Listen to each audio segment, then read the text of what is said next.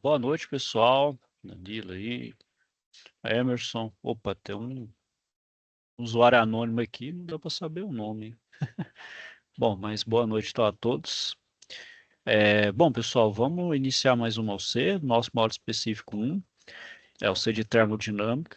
Então, essa OC e a próxima, que é mecânica dos fluidos, a gente vai entender um pouco o fenômeno físico, né, por trás de sistemas de refrigeração e climatização, que é o nosso objeto de estudo aí do nosso curso, né? A gente vai entender o fenômeno por trás disso, né? Claro, a gente vai entender um pouco a parte física, a gente não vai aprofundar, a gente só vai ter uma noção mesmo do que, como acontece ali o fenômeno, para a gente entender. Entendendo o fenômeno físico, pessoal, o resto, a gente consegue entender os processos, a gente consegue fazer até coisas mais complexas, como por exemplo automatizar, né? Bom, então deixa eu compartilhar minha tela aqui com vocês e mostrar a nossa OC aqui. Então, ela é uma C bem rápida, pessoal. Tanto essa quanto a mecânica dos fluidos, elas são Cs bem rápidas. Ela iniciou aí ontem e vai até o dia 12 de abril. A gente tem aí 3 aulas, né? Uma SAP só, então é uma SAP única. Até pela agilidade, vocês vão ter 2 aulas presenciais aí com duração de 4 horas, né? Está fragmentada aí. Vai ser uma aula de 8 horas, é fragmentada em 2 de 4 horas, né? Bom, vou falar aqui sobre a situação de aprendizagem e ao longo das aulas também eu vou falar sobre como solucionar ela. Então vamos lá, deixa eu achar aqui SAP. Isso aqui não vai aparecer para vocês não, pessoal, pode ficar tranquilo. Então tem aqui, ó, primeira etapa da SAP. Vamos lá, vamos ler aqui o que se pede. Bom, boa tarde, tudo bem? Que podemos ajudá-lo, né? Somos da empresa Climatizadores SA. Bom, sim, conhecemos sua empresa. Então, como vocês sabem, somos uma empresa especializada em desenvolvimento de climatizadores. Em razão disso, estamos realizando um estudo para saber os dados teóricos de uma máquina de Carnot, que opera entre dois reservatórios de 320 Kelvin e 260 Kelvin, respectivamente. O objetivo de estudo desses dados é verificar se em um ciclo termodinâmico reversível é possível converter todo o calor adicionado em trabalho útil para atingir eficiência térmica de 100%. Já vou avisar-os que isso aí né, a gente vai ver que isso na prática não ocorre, né? É uma máquina ideal, a gente não consegue converter tudo em trabalho, né? Então, para obtermos um relatório com essas informações, queremos contratar sua empresa. Uma informação obtida com a fabricante é que a máquina absorve 500 joules de calor no reservatório quente. Ok, vou repassar as informações para o meu técnico de refrigeração e climatização. Então, você foi escolhido para desenvolver um relatório para a empresa Climatização SA, para que você possa iniciar seus trabalhos. Vou te encaminhar então todas as informações necessárias. Bom, então você, técnico de refrigeração da empresa, deverá responder os seguintes questionamentos da empresa contratante. Então, que trabalho ela pode fornecer e qual é o trabalho máximo que ela pode oferecer operando sobre essas condições? Se a mesma máquina, trabalhando ao contrário, funcionando como refrigerador entre os mesmos dois reservatórios, quanto trabalho deve ser fornecido para retirar 1.000 joules de calor do reservatório frio? Qual a eficiência da mesma máquina operando nas duas formas, ou seja, operando o ciclo descrito, absorvendo o calor da fonte quente, fornecendo o trabalho, e no ciclo inverso, absorvendo o calor do ciclo frio, tendo que para isso receber trabalho? Então, a empresa contratante solicita um desenho esquemático da máquina operando nos dois ciclos. Então, aí, pessoal, é fazer a resposta desses 4 questionamentos aí. Bom, então deixa eu abrir aqui meu pente aqui, pessoal. Pegar minha. Deixa eu, deixa eu só abrir aqui. Pegar um rapidinho aí.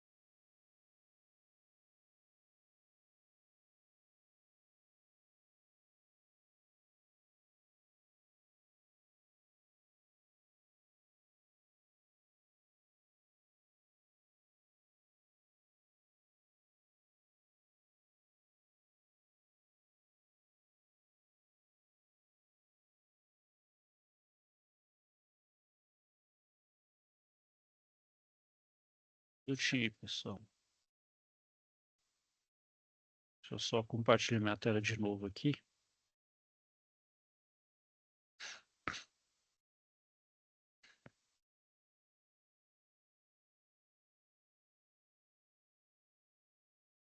Bom, pessoal, então, o que que é uma máquina de ciclo de Carnot, né? O que que o Carnot, ele pensou, né, quando idealizou sua máquina? Só lembrando, pessoal, depois eu vou começar a falar isso com vocês, a termodinâmica, ela é uma ciência até relativamente recente. Ela começou lá da máquina a vapor, lá da primeira revolução industrial, né? Então, quando a gente teve ali o advento da máquina a vapor, né? A substituição ali do trabalho manual pelo trabalho repetitivo, né? Começando ali uma espécie de aumento de produção, né? Daquele trabalho puramente artesanal para um trabalho mesmo manual, mais repetitivo, mais rápido, né? Aumentando a produtividade. Bom, e o Carnot, que é dessa época ali, né, Revolução Industrial, né, década ali de 1800, ali, né, entre 1800 ali, século 18 e 19 ali, né, nessa época aí. Carnot, então, ele idealizou uma máquina. Essa máquina, então, pessoal, ela basicamente precisa de duas fontes, uma chamada fonte quente. Então, essa fonte quente, ela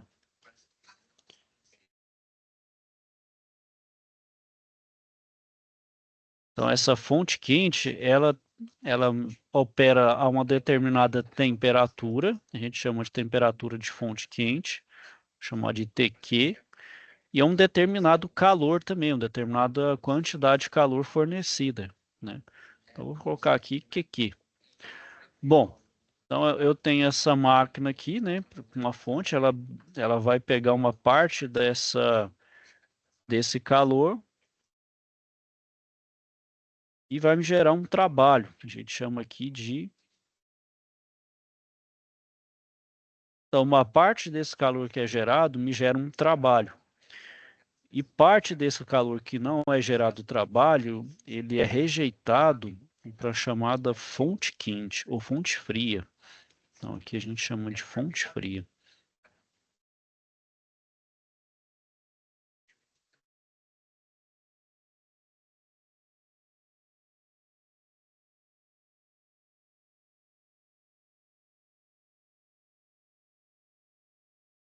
Certo? Então, eu vou ter a fonte fria. Bom, então, de forma espontânea, aí depois a gente vai ver isso também na termodinâmica, o calor, né? O que que é o calor? É energia térmica em movimento, né? A gente faz muito analogia com a corrente, né? O que que é a corrente elétrica, né? O movimento ordenado de elétrons que vai de um ponto de maior tensão para o de menor tensão. A gente faz essa análise então com o calor. O calor é uma energia térmica que vai de um ponto a outro, geralmente de um corpo de maior temperatura para o de menor temperatura. Aí o fluxo é dessa forma, vai da fonte mais quente para a fonte mais fria, até atingir o chamado equilíbrio térmico, em que as duas temperaturas são iguais, né? Bom, então ele percebeu que espontaneamente isso é o que acontece, né? Então eu tenho uma fonte quente, parte desse calor vai para o trabalho e o calor que é rejeitado vai para a fonte fria. Qual que é o exemplo prático que a gente vê de máquina térmica? O nosso motor a combustão. O motor a combustão é uma invenção bem antiga lá também, lá da década de 1800, lá, o Carl Benz, né? E o que que é o motor a combustão, né, pessoal? O motor a combustão gera ali o calor, que é na mistura ar combustível. Se for motor ciclo Otto, tem uma centelha, né? Mais uma centelha. Se for ciclo diesel, é apenas a compressão do ar com combustível, no caso o diesel, né? Gera uma explosão. Essa explosão, então, é de uma fonte química, é o poder calorífico ali do combustível com o ar, né? Então me gera essa explosão, então me gera esse calor, e esse calor que vai fazer? Vai movimentar um pistão, vai movimentar um virabrequim. Esse virabrequim, eu estou pulando ali transmissão, vai lá para as rodas, né? Chegar no final, me gera um trabalho. Só que nem todo o calor que é gerado no motor, ele vira trabalho, né? Ele não gera o trabalho totalmente. É o que ele...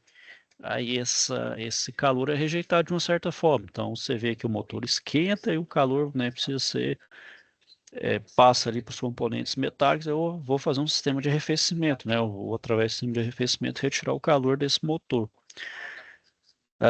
Bom, aí outra máquina térmica também é a geração, por exemplo, de energia elétrica com vapor. Então a gente tem uma caldeira, né, utiliza então um combustível para gerar vapor nessa caldeira. Esse vapor vai passar por uma turbina, é um vapor de pressão, passa por uma turbina. Essa turbina então depois condensa esse vapor que vira água. Essa água é bombeada lá pelo sistema de bombeamento, né, e joga depois, volta para o sistema e o ciclo recomeça, né? Então, isso é uma máquina térmica. Bom, o contrário, então, pessoal, de forma espontânea não acontece. Não tem como, por exemplo, espontaneamente, o calor sair da fonte fria para a fonte quente. De forma natural, não. Mas o que se pode fazer? Então, eu tenho aqui então aqui eu tenho, só para lembrar, eu também tenho uma temperatura da fonte fria e um calor também que a gente chama de calor da fonte fria ou a gente chama de calor rejeitado, né? De QR. Então, daqui a gente também tem a fonte quente.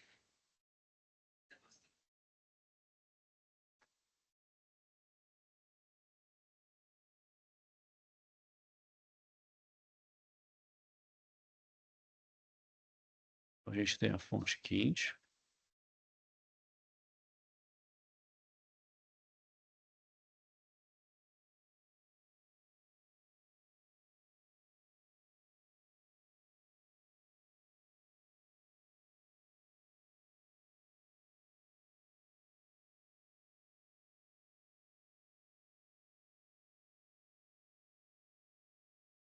Bom, então não consigo de forma espontânea fazer isso daqui, ó. Então eu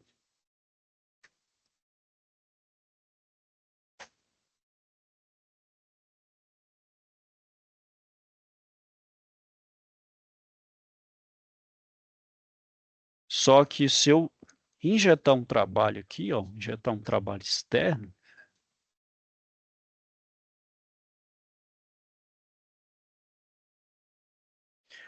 se eu injetar um trabalho, aí eu posso fazer isso aqui acontecer, ó. Só que aqui eu vou ter que injetar um trabalho, vou ter que precisar de uma fonte de energia para poder fazer esse ciclo reverso se acontecer. Opa, o que que é isso aqui, pessoal? É o nosso sistema de refrigeração e climatização.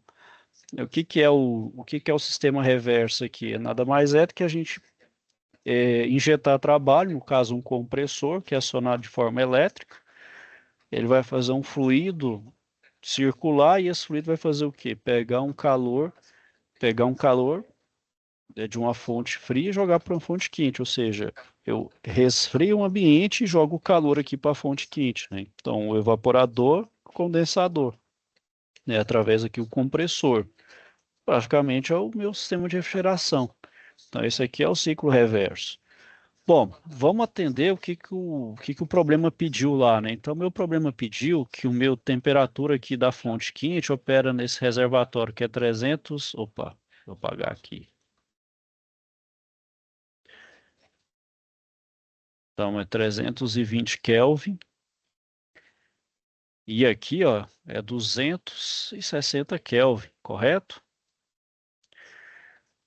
Bom, então a empresa vai verificar se é possível colocar um trabalho útil. Ah, e ele falou também, ó, que o trabalho, ó, absorve 500 joule da fonte quente. Bom, então aqui eu já tenho a máquina térmica. Bom, se eu considerar um processo que é reversível, depois eu vou falar isso aí mais detalhado com vocês, né, pessoal? Então, quando falo em um processo reversível, não tem atrito e promove com a diferença infinitesimal. Isso eu vou falar com vocês mais tarde, né? Bom, então como é que eu vou achar o rendimento como é que eu vou achar o rendimento dessa máquina aqui, ó? O rendimento dessa máquina, pessoal, é dado por essa fórmula aqui, ó. O I é 1 menos a temperatura da fonte fria sobre a temperatura da fonte quente. Bom, nesse caso aqui, pessoal, a temperatura tem que estar em Kelvin, que é a escala absoluta.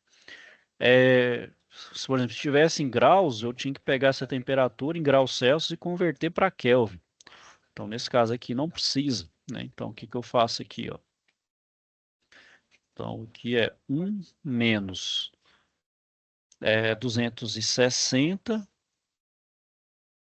dividido por 320.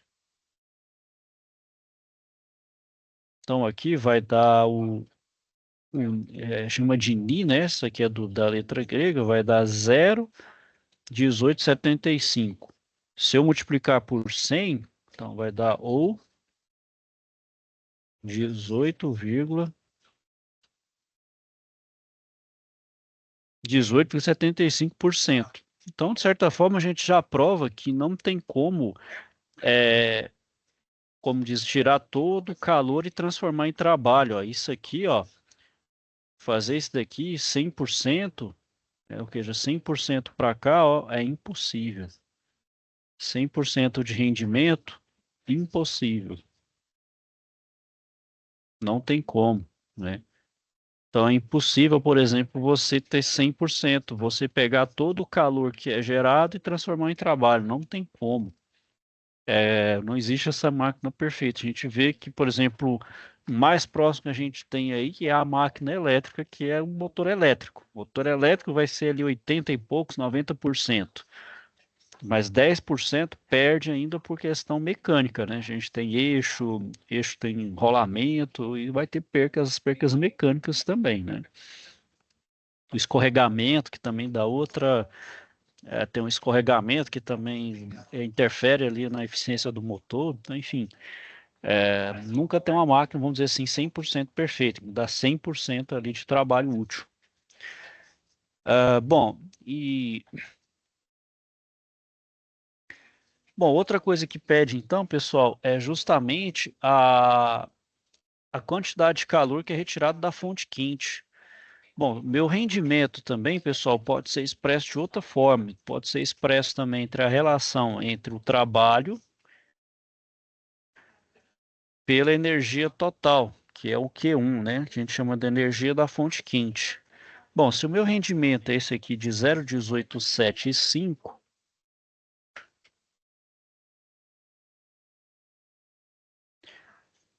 e o trabalho é 500, eu vou achar justamente o meu calor da fonte quente.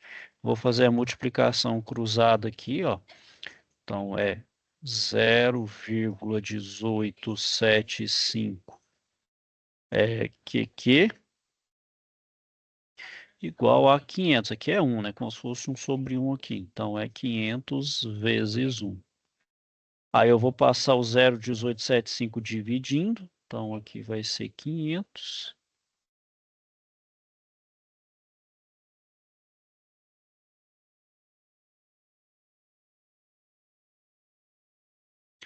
Então tem aqui, ó, 2.666,67 joules. Não, esse aqui é o meu calor total. Então, o rendimento, né, é justamente a relação entre o trabalho pelo calor fornecido, né, a fração de calor que é gerado com aquilo que gera de trabalho. Nesse caso aqui, o calor da fonte quente, que é o 2.666,67 joules. Bom, então o calor da minha fonte fria ali é só fazer o que? A diferença entre o calor da fonte quente e o trabalho. Então, aqui o calor da fonte fria é QQ, que é o calor da fonte quente, menos o trabalho. Então, aqui o calor na fonte fria é o que? 2.666,67 menos 500. 2.166,67 joules. Certo? Então tá aí, pessoal. Ó. Então aqui é o meu calor da fonte quente, ou fonte fria, 2.166,67 joules. Bom, E ele também falou, pessoal, qual que seria o COP, né, se ele fosse no sentido contrário, né, ou seja, considerando ali, então, o COP, né, o COP nada mais é, pessoal, é o sentido inverso, que é justamente o inverso do rendimento. Então, é 1 sobre o NI. Então, aqui o COP, ele vai ser 1 sobre 0,1875. Então vai ser ali, ó, 5,33. Como é que a gente traduz o COP, né? Um número, como é que eu sei da eficiência? Porque o COP, se vocês viram aqui, o rendimento ele sempre vai variar entre 0 e 1, ou seja, de 0 a 100%. Já o COP é sempre um número maior do que 1. Como é que eu traduzo isso fisicamente, né? Então, o COP também ele é a relação entre o calor retirado pelo trabalho gerado. Então, o que que é o COP? Para cada 1 watt de trabalho gerado, quantos watts eu retiro de calor, né? Então, nesse caso aqui, para cada watt trabalhado, né, para cada watt aqui que eu injeto de trabalho, eu retiro ali, então, 5,3 de calor, né? É assim a forma da gente interpretar aí o COP, certo? Bom, e outra coisa que pede lá no exercício, né, pessoal? Para retirar 1.000 joules de calor, então quero retirar 1.000 joules de calor. Ou seja, eu quero retirar aqui, ó, eu quero retirar, aqui no caso é da fonte fria, preciso retirar aqui 1.000 joules, ó. Então, preciso retirar 1.000 joules da fonte aqui, ó, do reservatório frio. Então, preciso retirar 1.000 joules aqui, né? Então, retirar 1.000 joules.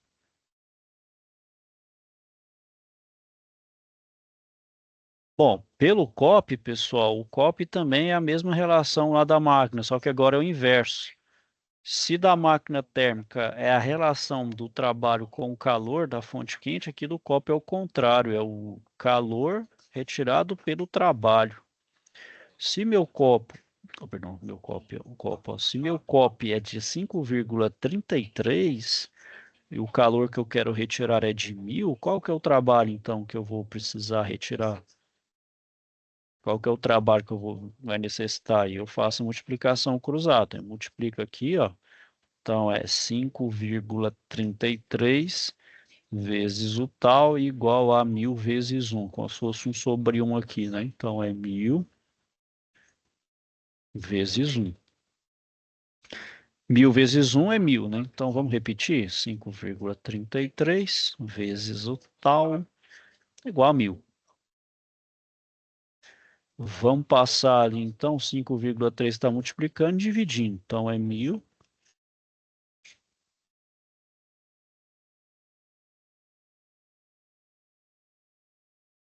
Aqui, ó, 187,61 joules. Nesse caso aqui, para retirar 1.000 joules de calor dessa minha máquina, preciso de um trabalho de 187,61 joules.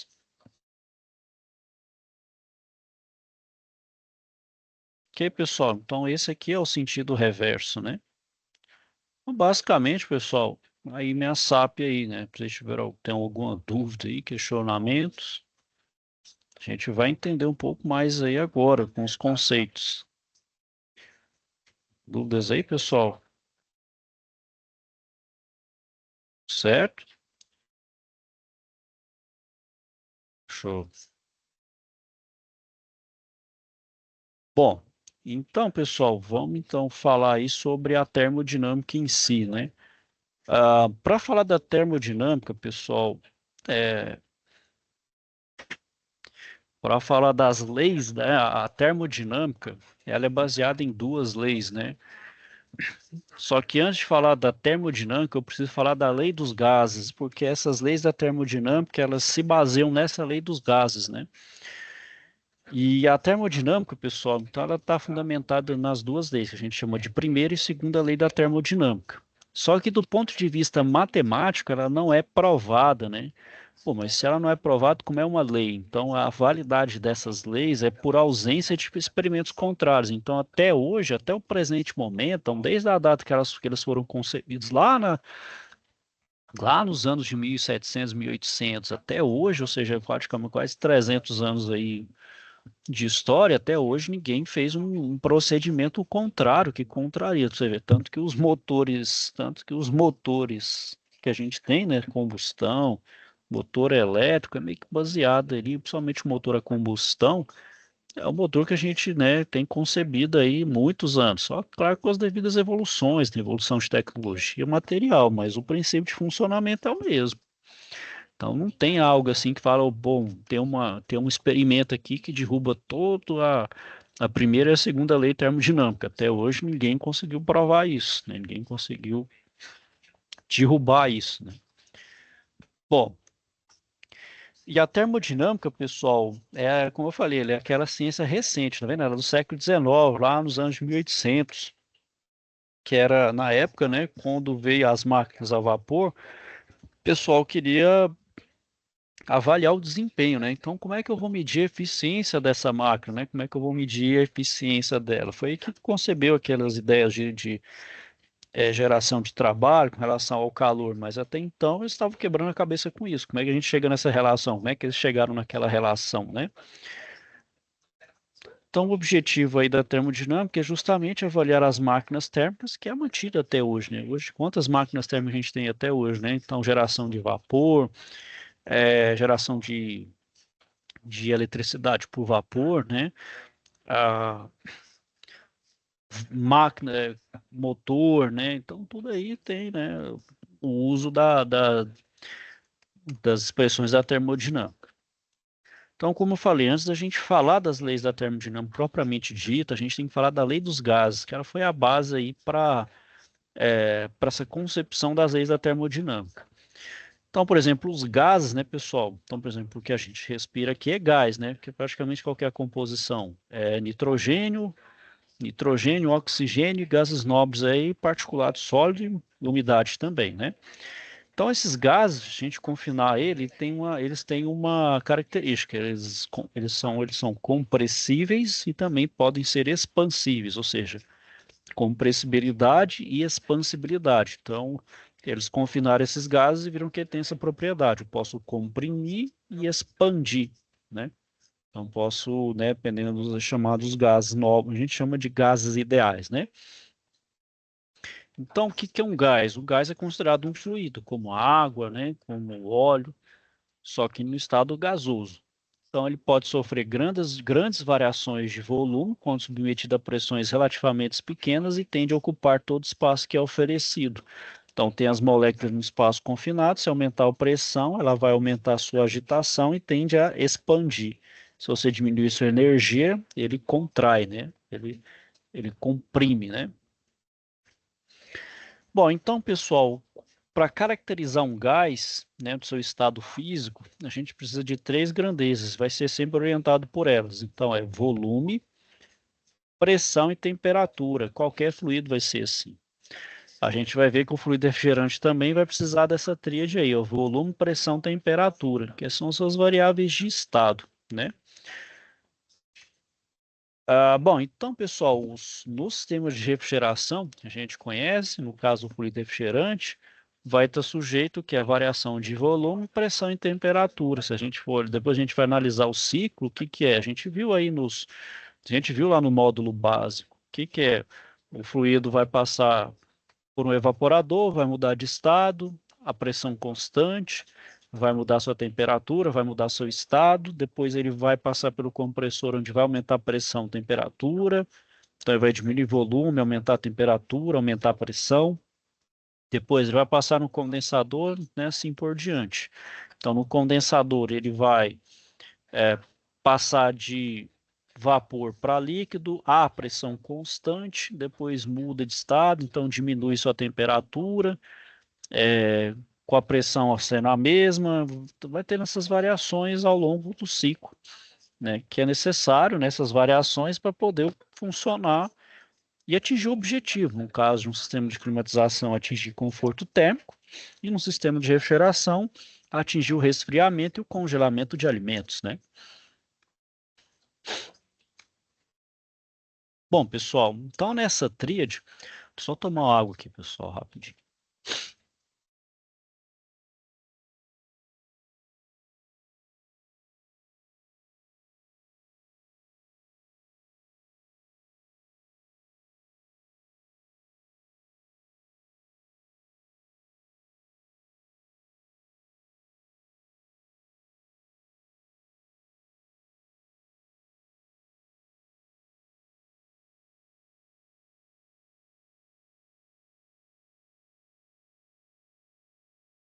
Bom, vamos lá, pessoal. Bom, então eu tenho as variáveis de estado, né, que é a relação ao volume, pressão e temperatura. E eu posso, então, variar esse estado em que eu posso ter o volume constante, ou a pressão constante, ou a temperatura constante. Quando eu tenho, então, a variação de pressão e temperatura, mas o meu volume é constante desse gás, ou seja, quando ele passa de um estado para o outro, quer dizer que essa é uma transformação isocórica, ou seja, aquela que não há variação de volume do gás.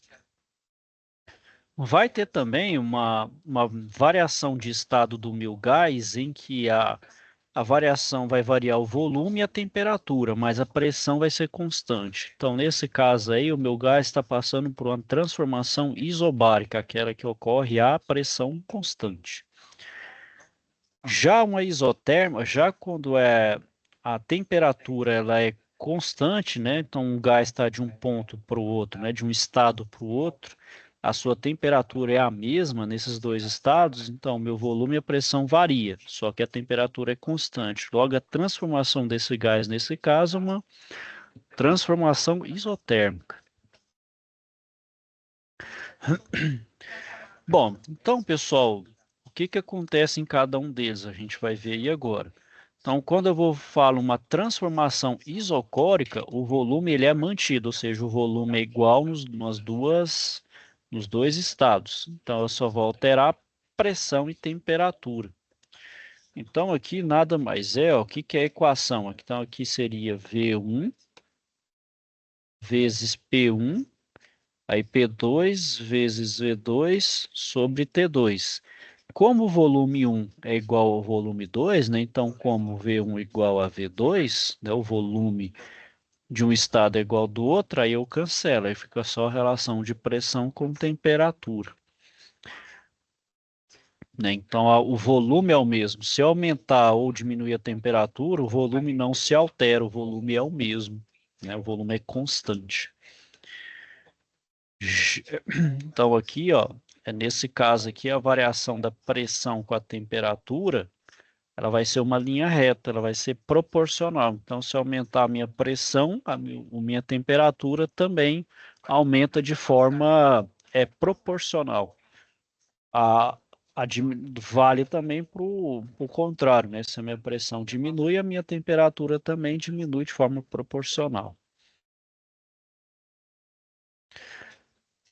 Bom, já a transformação isobárica, pessoal, eu vou manter a pressão mantida, né? Vou manter a pressão constante e vou variar a temperatura e volume. Então, né, vamos colocar aqui a formulazinha, né? Então, eu tenho um estado P1, um volume V1 e uma temperatura T1. Para passar para o outro estado, ela vai ter uma pressão P2, um volume V2 e uma temperatura T2. Nesse caso aqui agora, P1 vai ser igual a P2, já que é uma transformação isobárica, a pressão é igual. Então, a pressão é igual, então vai ser V1 sobre T1, V2 sobre T2. Então, da mesma forma, o meu volume e a temperatura também vão variar de forma proporcional. Se eu aumentar o volume, se eu aumento o volume, a temperatura também aumenta de forma proporcional. Se for o contrário, se eu diminuir o meu volume, a temperatura também diminui de forma proporcional. Então, aqui, por exemplo, eu tenho uma transformação isobárica. Então, inicialmente, eu tenho uma temperatura T1, uma pressão P1 e um volume V1. A pressão 1 é igual à pressão 2. Se eu duplicar a temperatura T2 vai ser 2 vezes, e se eu multiplicar o volume também vai ser 2 vezes. Então, é proporcional essa variação aqui. Bom, já na transformação isotérmica, pessoal, a pressão é mantida, ou perdão, a temperatura é mantida variando volume e pressão. Então, qual que é a fórmula aqui, né? Então, tem a pressão no estado 1, volume no estado 1 e a temperatura no estado 1. Onde eu tenho a pressão no estado 2, o volume no estado 2 e a temperatura no estado 2.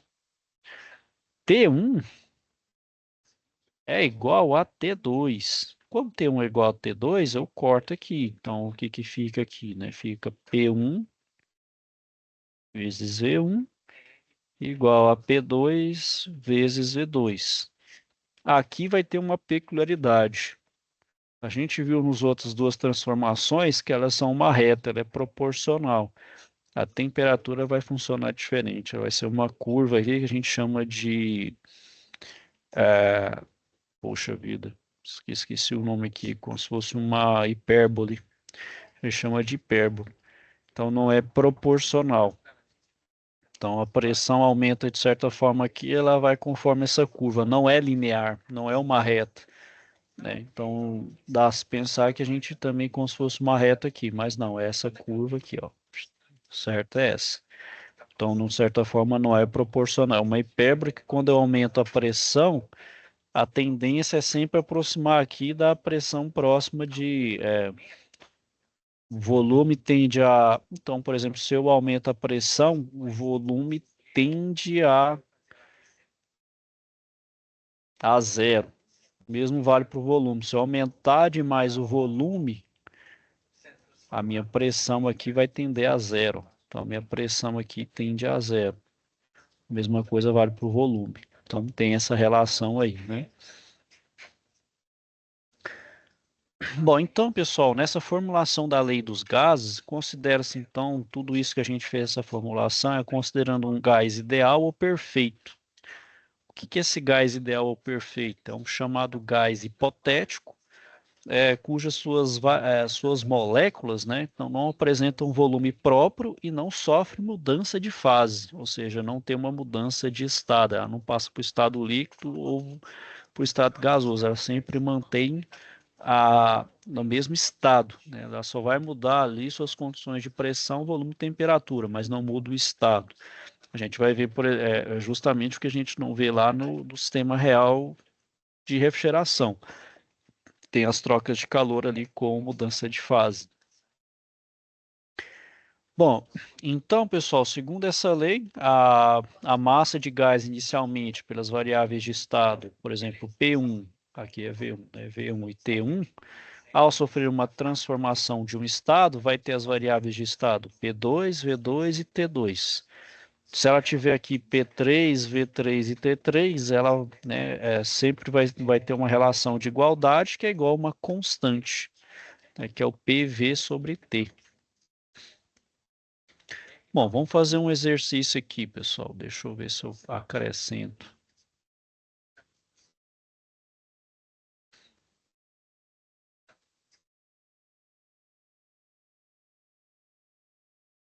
Deixa eu só um minutinho aqui, pessoal. Deixa eu abrir aqui, aumentar um slidezinho branco.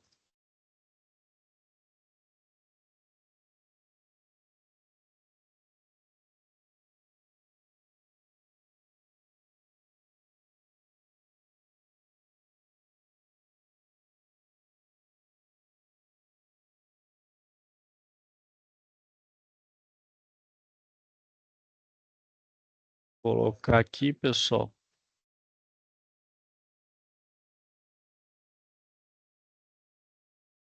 Bom, vamos fazer esse exercício aqui, ó. Calcule a variação de volume sofrida por um gás que ocupa inicialmente o volume de 10 litros a 250 graus Celsius, quando sua temperatura se eleva isobaricamente a 160 graus. Ó. Aqui, ó, isobaricamente a 160 graus. Então, vamos calcular a variação de volume por um gás. Ó. Então, vamos colocar aqui, ó. Então, O volume 2 é que eu quero calcular, né? Então, tem o V2 que eu quero calcular. Aqui eu sei que ele ocupa inicialmente o volume de 10 litros, então V1 é igual a 10 litros a 250 graus Celsius, ou seja, a temperatura 1 é igual a 250 graus Celsius. E quando sua temperatura se eleva isobaricamente, então P1 é igual a P2. Quando se eleva a 160 graus, ó. Então, na verdade, ela não está se elevando, né? Então, ela está diminuindo. Então, a temperatura eleva, mas o volume diminui, né? Bom, então, temperatura 2 aqui, ó.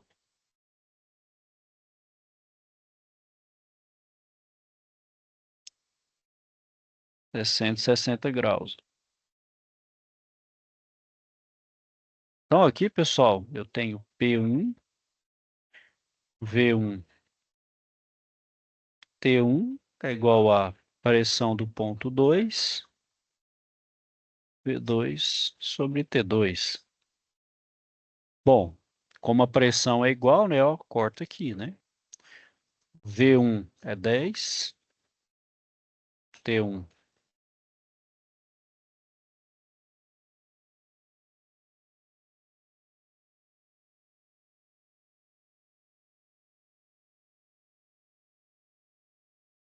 Então, aqui, né, pessoal, o que que eu faço? Multiplicação em cruz, né? Então, tem aqui, ó, 250 V2 igual a 160 vezes 10. Vou passar aqui, né? 250 igual a 16,12, então 1.600. Então, V2, passo 250 dividindo, vai ser 1.600 dividido por 250. Então, V2, só colocando aqui a calculadora,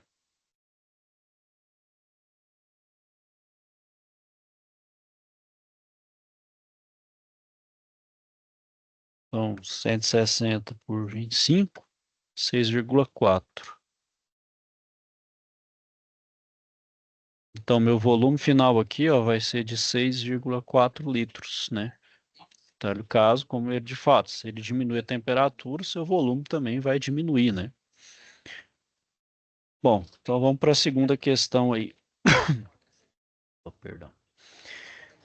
Então, vamos lá, um recipiente fechado, uma transformação isocórica, ou seja, um volume constante, que resiste até a pressão de 3,5 kg-força por centímetro quadrado, contém um gás ideal sob pressão de 1,2 e temperatura de 270 graus. Desprezando a dilatação térmica do recipiente, calcule a máxima temperatura que o gás pode atingir.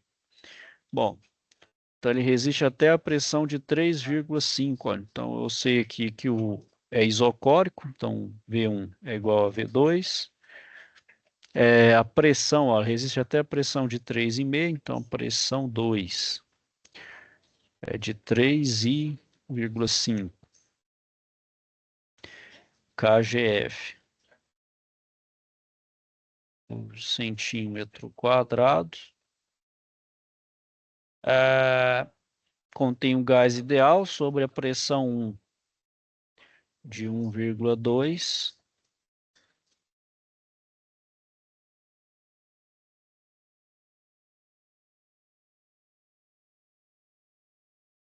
E a temperatura de 270 graus.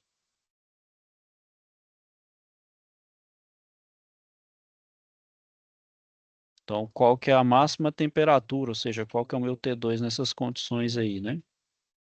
Então, aqui, pessoal, a mesma coisa, ó, P1, V1, T1 é igual a P2, V2, T2.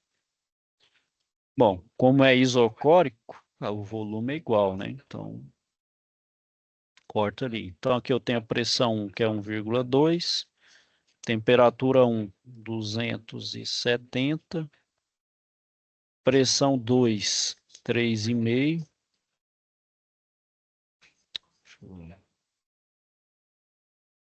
Deixa eu apagar aqui. 3,5 e a temperatura 2 ali. Então, vou multiplicar cruzado, né? Vai ficar 1,2 T2 é igual a 270 vezes 3,5. Jogando para cá, então é 1,2 T2. Então aqui, ó, 270 vezes 3,5, 945. Então, T2 aqui, pessoal, é 945 por 1,2.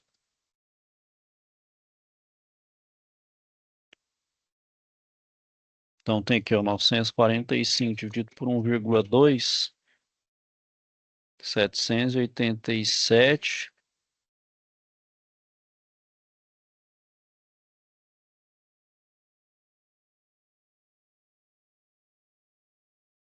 Bom, então, pessoal, olha só a temperatura 780 graus, olha só isso. Então, por isso que é um gás ideal, um gás hipotético. Porque, na real, mesmo difícil é ver um gás que está praticamente ali quase 1.000 graus, né? Então, ou quase 800 graus, né? Isso é a temperatura de fusão do alumínio, né? Então, que tudo isso é do ponto de vista ideal, mas que é uma boa aproximação em alguns cálculos. Por isso que utiliza a lei dos gases e ela é uma, vamos dizer assim, a base para as leis da termodinâmica, né? Bom, pessoal, então eu vou encerrar aqui. Na próxima aula a gente vai falar, né, vai explorar um pouco mais aí dos conceitos. Ah, tudo bom, pessoal? Alguém aqui tem alguma dúvida, questionamento?